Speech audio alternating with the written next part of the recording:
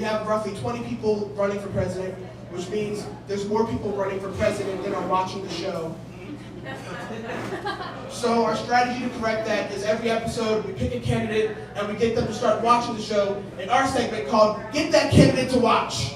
Get that candidate to watch! So tonight we have a brand new edition we'd like to present to you of Get That Candidate to Watch. Get that candidate to watch! Alright, and so, as you can tell by the Jeb Bush joke that I got in earlier in the monologue, the candidate that we are going to get to watch tonight, candidate you're gonna watch, is Mike Huckabee. We're going to talk to Mike Huckabee, get him to start watching the show.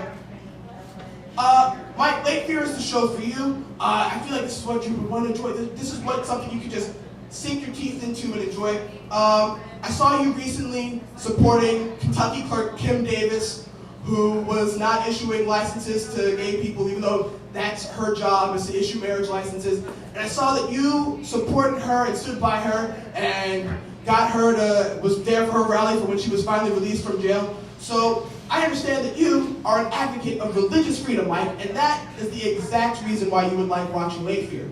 See, the thing about me, the thing about the host of Late Fear, is that I'm a person of faith as well. I'm a Christian. And so, Mike, one Christian to another, you would like watching the show because this is a show where I exercise my religious freedom to let you know that nothing about your homophobia is Christ-like. Amen. Nothing about you using the Bible to exclude other people is in the teachings of Jesus. I believe it was in John, the book of John, that Christ said in his sermon, he said, commanded to everybody to love one another as God loved you. You should also, this I command unto you, love one another. And so I don't see how, Mike, you, in the interest of protecting religious freedom, can support something that's directly against the face of loving one another and is a supporting hatred and discrimination. Now, I know you weren't prepared for this, but right now you're getting a Sunday school lesson from a guy in a basement bar. I brought my Bible with me. I'm pretty sure this is the first time a Bible has been in this place. The reason I say it is because as I walked in, it started glowing as if there were orcs nearby.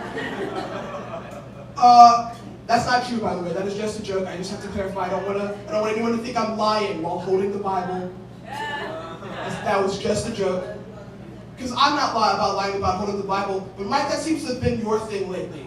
You hold the Bible and you take what's in this and you lie about what's in this book and use it as a way to keep people from getting their rights.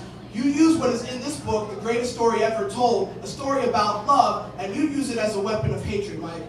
So, for you, I know right now you're probably I know what you want to do is just support the sanctity of marriage. And Mike, I'm telling you, if you want to support the sanctity of marriage, the superhero you get for that is not the lady that cheated on her first 3 husbands. You've got to pick better, it's all about picking the appropriate mascots. That's why when you go to a Durham Bulls game, you don't see a matador running along the sidelines. Or a Klansman doing the halftime show at the Harlem Globetrotters games. That's not, you've got to get the right mascot. So, Mike, I know right about this time you're thinking to yourself, wasn't this segment about getting me to like the show? That's a good point. So here's where you come in, here's where liking the show comes in, Mike. As an advocate of religious freedom, I want you to understand that that's what this show is. This is a show hosted by a Christian man who's able to talk about his faith and is free to exercise his faith, and that is the definition and the fullest extent of religious freedom. Because if I were to suddenly use my lifestyle and my beliefs and try to impose them on other people and how they live their lives, even when it flies in the face of government and laws, and in some cases against the word of God himself, that's not religious freedom, Mike. And that's Get That Candidate to Watch.